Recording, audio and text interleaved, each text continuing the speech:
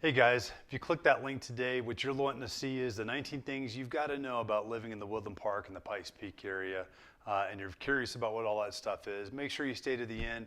That last one's the one that's near and dear to my heart, one of the things I love the most about living out here, so make sure you watch all the way to the end.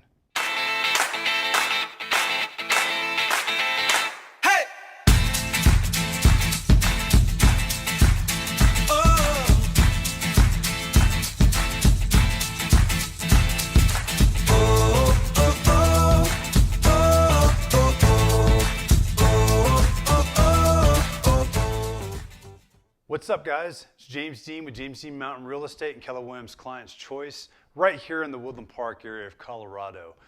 If this is your first time to the channel today and you want to know everything there is about working, sleeping, living, eating, drinking, and the 19 things that you must know about living in the Woodland Park area, make sure you click that subscribe link. Don't forget to hit that bell also on the bottom. That way you get notified whenever there's a new video on there.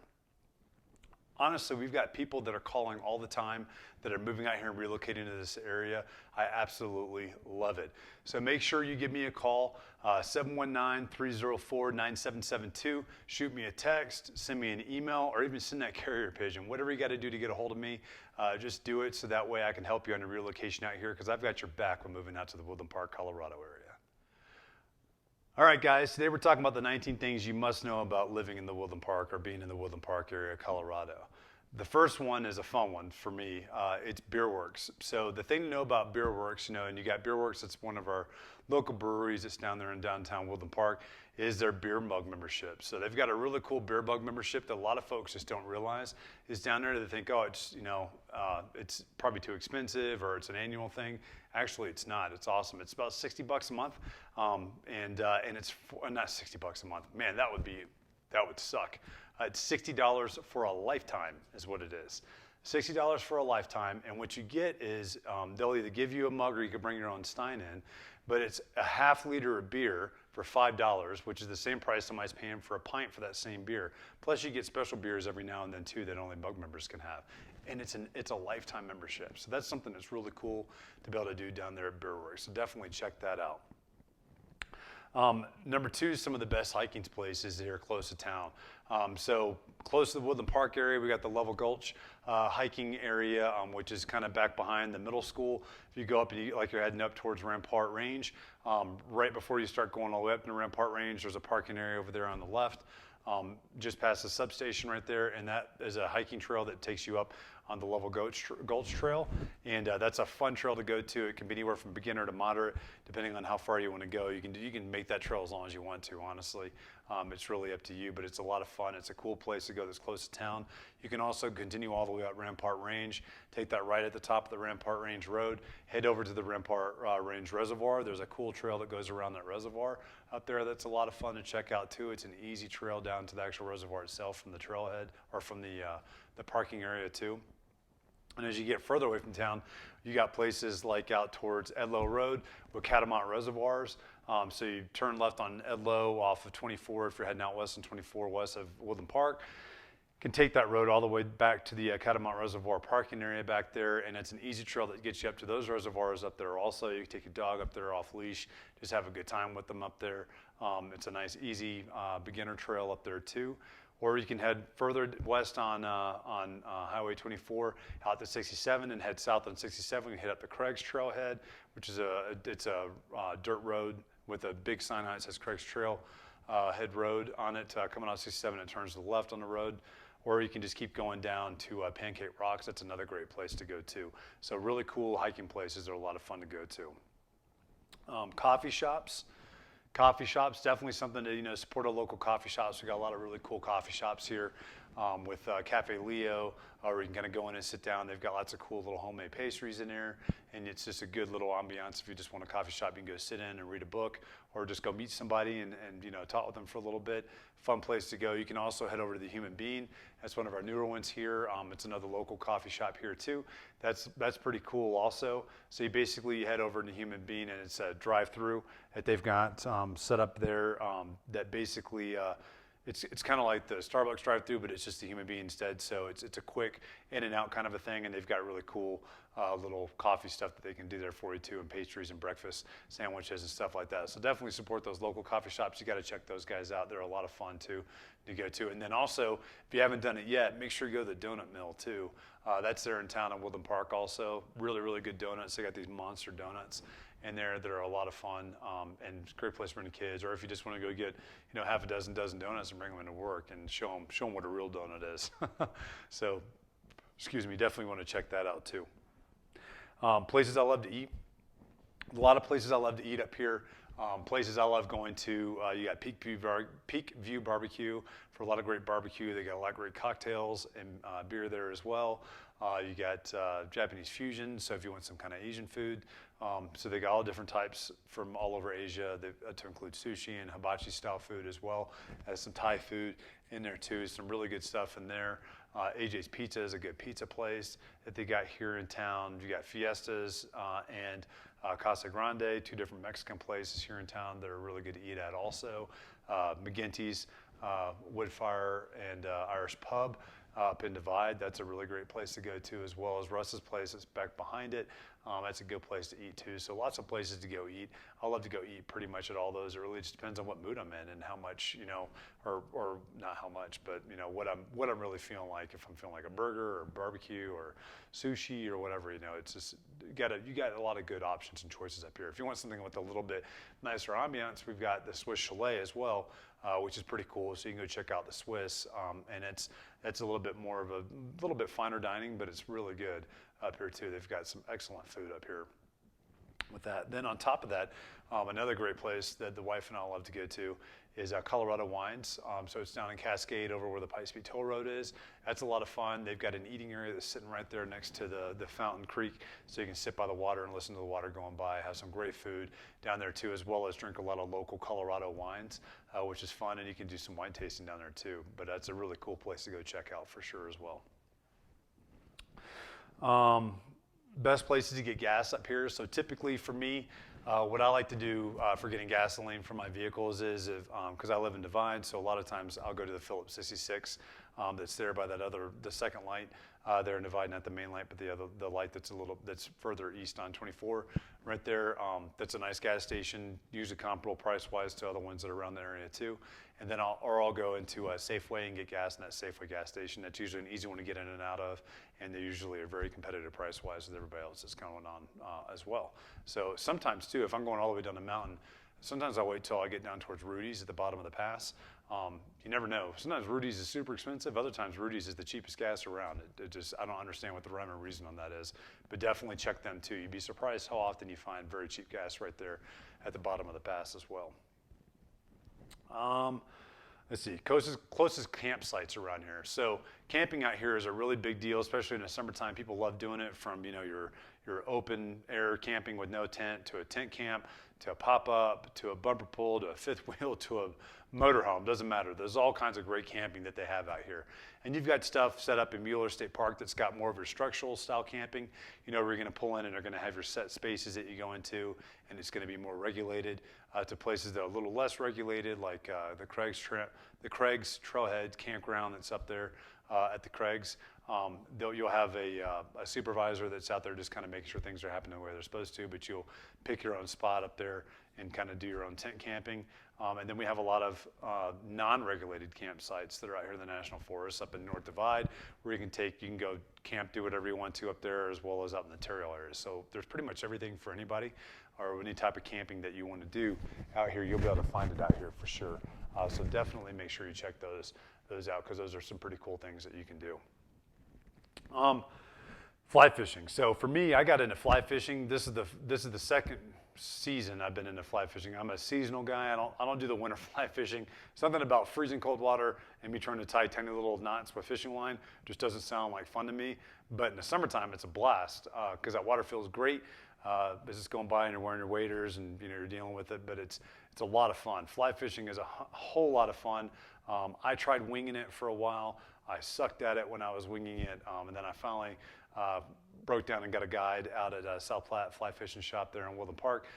Awesome guides down there. They took me out for a 4-hour session, taught me all the fundamentals I needed to know, and then I was able to go out on my own after that, which was a lot of fun, and I've been doing that ever since. So some of my favorite places to go, 11 Mile Canyon, that place is gorgeous. That's my #1 spot to go for sure. It's beautiful. You keep going up the canyon back there, you get into the Gold Medal waterway back there, and it's just gorgeous back there, and there's people love fishing back there. Huge browns and rainbows that are back there, gorgeous. Sometimes you find some other stuff back there too, but big fish, and it's world-class fishing back there. You got Happy Meadows, that's just on the other side of Lake George too, that's part of the South Platte River as well that you can go fish at, and then you can go all the way up to Deckers, which is north on 67 from Woodland Park, and that's also some South Platte fishing up there too, with some more world-class, gold medal waterways up there to fish with. Let's see, areas to hunt that are close by. So pretty much anywhere you see that's National Forest area, you're going to be able to hunt in. Definitely, you can get the pamphlets at Walmart. They're pretty easy. The big game hunting or the small game hunting, they'll give you all that stuff breakdown-wise on there, and they'll show maps on there too with like where the different sections are. That could be a whole nother session of itself, just talking about the different sections and where the stuff is.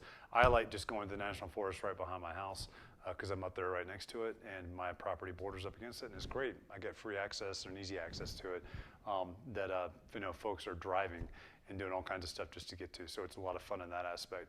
But tons of different hunting stuff. I heard different hunting type access up here too if you're a big hunter. Let's see, OHV Trails, so off-road highway vehicles. That's what Colorado calls them. It's your ATVs, your dirt bikes, your side-by-sides, your quads, all that fun stuff that you get to go out there and recreate on, have a good time with. We have a lot of different trail systems up here that are a lot of fun. Some of the most popular ones are the ones up in North Divide. Those are ones that are really close.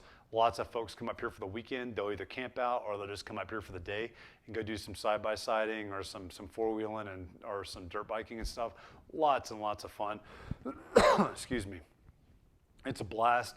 We do it all the time too, and it's so much fun. And I mean, those trails are literally 5 miles from our house, so we get easy access to them. They're fun to go to, and you just have a blast out there on them, and it's protected, and they actually maintain these trails specifically for this. You don't have to worry about any issues with getting out there on some of these trails, and you typically don't have to worry about hikers or anything like that. They pretty much stay far away from those. We also have Terriall Mountain trails, so they've got those trails that are just past the Lake George area down further west on 24 in Park County. That's another great place, a lot of fun to go do out there with China Wall and all kinds of different fun little off-road obstacles that you can challenge yourself onto and just have a blast on those. But those are a ton of fun too, so make sure if you're into OHVs, this is a great place to actually have some fun with some OHVs. You can also rent them there in town in Woodland Park also for the day, or take one of the tours that they've got down there in the Cascade and Green Mountain Falls area. So they'll actually take you out and they'll do all that stuff, but it's a lot of fun. It's definitely worth doing. It's a blast. Farmers Market. So Farmers Market, that's another great thing to do in the summertime up here in Woodland Park. It starts in June and it goes through, I believe, September out here, and it's a lot of fun. You get a lot of local produce from the Pueblo farms out there on the Front Range and stuff out towards the Palisade and the western slopes of Colorado. You get your Palisade peaches and cherries that are awesome. You get your Pueblo chilies, roasted chilies and stuff when those are in season also and coming up. A lot of good stuff. They get a lot of local vendors that come up and do a lot of little arts and craft type stuff that they're selling up there too. We get a lot of the local food trucks that'll pop in there as well.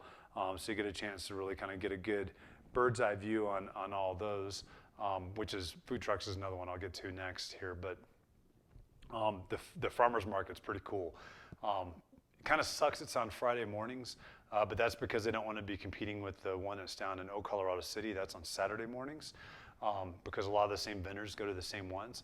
So if you are unable to make the one on Friday mornings because you're at work, then definitely go down and try that one in Colorado City too. A lot of the same vendors are at that. It's about twice the size of the one up here in Woodland Park, but it's a lot of the same stuff that you can get down there, just more variety of like how many produce vendors you have out there and stuff, but really good stuff. Great things to do in the summertime. You get a lot of fresh produce, a lot of really fun things down there that they got going on too, and it's a good time. My wife and I love going to those. It's a lot of fun. Food trucks. So when I first moved here, I was like, yeah, food trucks aren't something that I definitely want to eat. or do something at, because I'm like, man, it's like they're called gut trucks for a reason, right? Like you never know, it's a flip of the coin. That is not the case with the food trucks that are here in the Woodland Park and the Teller County area. These guys are phenomenal. They got some really good stuff. They got a Thai barbecue food truck that goes around, big purple guy that goes around. They've got great different types of Thai barbecue chicken and pork that come with that, or some Thai chicken wings that are amazing as well. So definitely give them a try.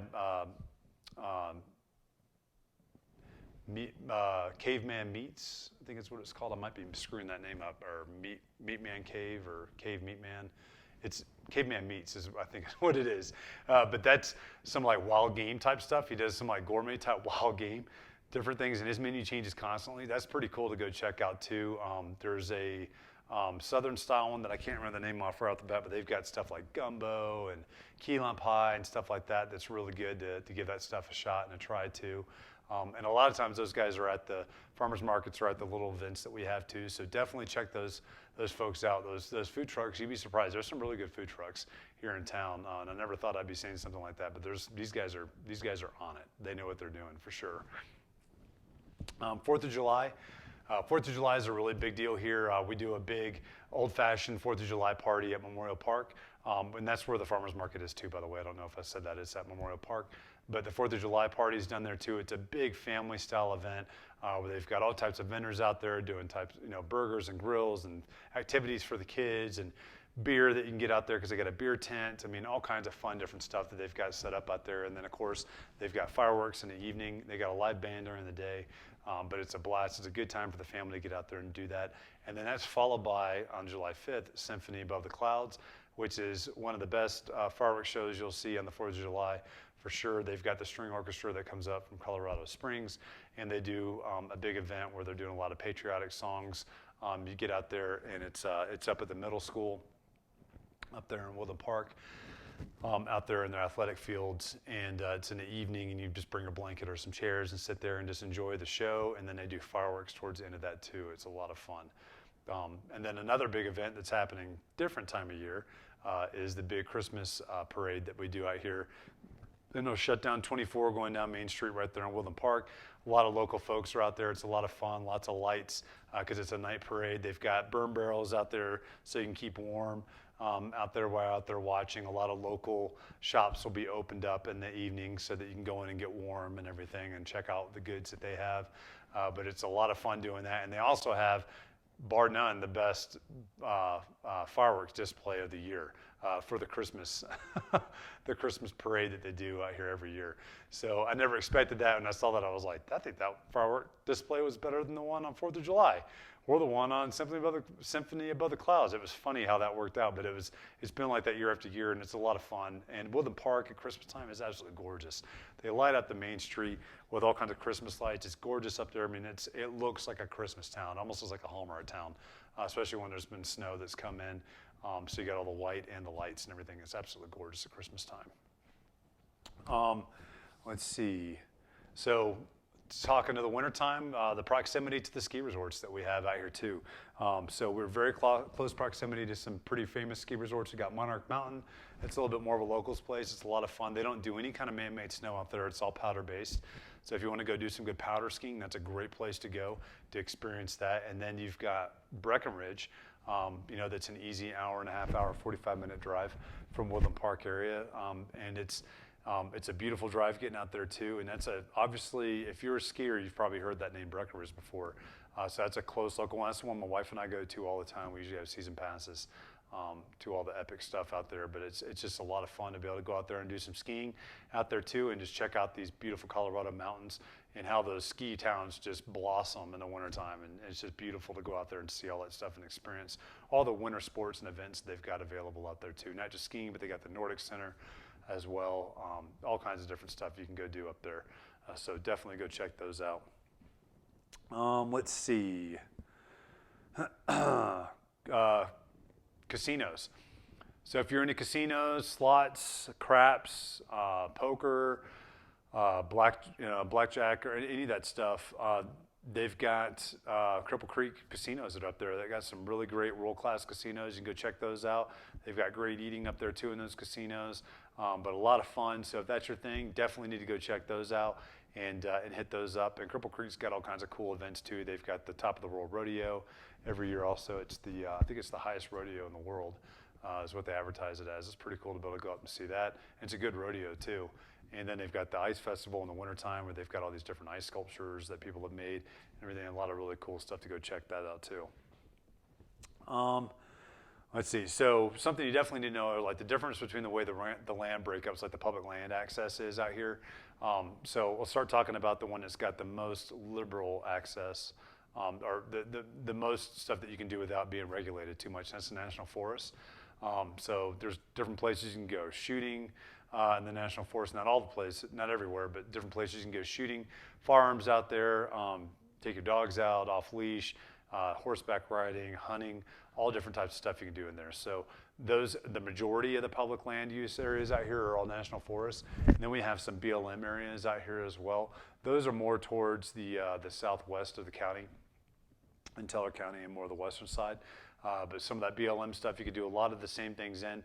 The big differences with BLM and the National Forest, and I might be missing some of the other key differences, but one of the big ones that comes to mind for me is like hunting. So there can be some specific regulations on hunting if you're going in for any kind of sportsman type stuff, where you have to go into certain entrances so everybody has the same fair advantage. Or nobody has an unfair advantage, basically, if their property like went right up to it, or they knew somebody that lived or owned a property that's up against BLM and they just cross a fence. That's not necessarily legal, so just make sure you check into that stuff too out there. Then we got our state parks out here. So at Mueller State Park is the one that's here within Teller County. Beautiful state park, it's awesome. Much more regulated though, in the sense that you can't bring your dogs on the trails or anything. It's kind of like a national forest in that sense, but it's kind of good for folks that don't have dogs and they don't want to run into dogs out on trails. They've got a place they can go and they don't have to worry about that too. That being said, there's also another one, the wildlife management area, like Dome Rock. I almost forgot about that one. That one's similar also in the sense you can't bring your dogs in there. And that's because they've got the Rocky Mountain sheep that are in there that are breeding. It's a breeding ground for them, and they don't want dogs chasing those guys all over the place because it's kind of a fragile ecosystem in that sense. But it's a gorgeous place to go and check out. They've got tons of really, really long trails in there to go see. Beautiful scenery, beautiful rock formations, walking down by creeks, or just big views that are up on top of hilltops and big aspen meadows that you can go through, just gorgeous areas. You could also take your horses back there in the Dome Rock Wildlife Management Area too. And then the last one is the National Monument Area over the fossil beds and Florissant. So those are kind of treated like a national park area. To go back and see the actual fossil beds, you have to pay money to go back there to see that, because it's all handled by the National Park Service as well. But it's a big, pretty area down there. You get to hear elk bugling in the fall and winter time down there. It's pretty gorgeous to be able to see that stuff too. So that's kind of the big differences of your public land space out here. Wildlife. So the wildlife out here is gorgeous. So we've got everything, and those of you, from back east that aren't used to mule deer, you're going to see these mule deer like I did, and you're like, holy cow, like, you see your first 14 pointer out here and you're like big buck and you're just like, did you see that guy? That thing was huge. Look at that trophy buck. And he just doesn't care about anybody. Like I could go up and rub his nose, it seems like. He just didn't care that I was there or anything. I mean, it's wild. And they're all over the place up here, because you're used to seeing whitetails and you're like, oh, look, there's a 10 point. Like there's a beautiful deer. That's a nice big buck. Here it's like 10 points, nothing. So that's pretty cool to see, is all the mule deer. And you'll probably see more mule deer than you will squirrels out here, honestly. I mean, they're just everywhere out here. And then you've got the elk. So you have your cows and your bulls, and we've got our Pikes Peak herd that moves itself around. You'll see the elk out here quite a bit. So those are some big, gorgeous animals too. You got 600-800 pound animals moving around out here with the elk herd. That's pretty gorgeous. We've got black bear all over the place as well. They're really active in the summertime. Also, so just make sure you don't leave those trash cans out. You'll find out really quickly why not to, because you'll end up with a black bear in it if you've got trash in it. So definitely don't do that. So be careful with that stuff. And then we got mountain lions out here too. Don't see them as often. I've only seen one mountain lion here in the last 6 years I've been here. But they're definitely out here. They're just a lot more private, and they make themselves a lot more scarce when folks are around, and they're very good at hiding also. We also have coyotes out here. These coyotes are gorgeous looking coyotes. They almost look like wolves, big full coats on them, and a little bit larger than what you're probably typically seeing, and better fed too. They don't look all mangy and scraggly like the Wile E. Coyote on the old cartoon days. you don't see that so much. And we've got some lynx and bobcats out here too, so, and fox as well. So lots of really cool wildlife out here too, for sure, to take a look at. So last but not least, this is my absolute number one thing that you must know about living out here in the Woodland Park area and in Colorado in general, and that's how dog-friendly this place is. This is one of the most dog-friendly states in the United States, and Woodland Park is extremely dog-friendly in and of itself. So if you're thinking about going somewhere, you know, unless it's like a fine dining experience, then you're probably not gonna be able to bring them in with you to that. But pretty much anywhere else, I mean, you can bring your dog with you. It's pretty cool how dog friendly this is. So if you got a furry friend and you want to bring them around, then definitely bring them around, especially if they're friendly as well. People love seeing them. People love hanging out with them out here. This is one of the most dog friendly places I've ever been, and it's a lot of fun. So, well, that's the 19 things you must know about Woodland Park, you know, about living in Woodland Park. Excuse me, specifically. Remember, I'm James Dean with James Dean Mountain Real Estate, Keller Williams Client's Choice. I'm one of the agents out here in the Woodland Park area, and you know, make sure you reach out to me. Call me 719-304-9772. You can send me a text, email. Just make sure you get a hold of me. Send that carrier pigeon on out, and that way I can actually help you with your relocation out here to this area, because I have your back as you're moving into Woodland Park, Colorado. Until next video, I'll see you soon.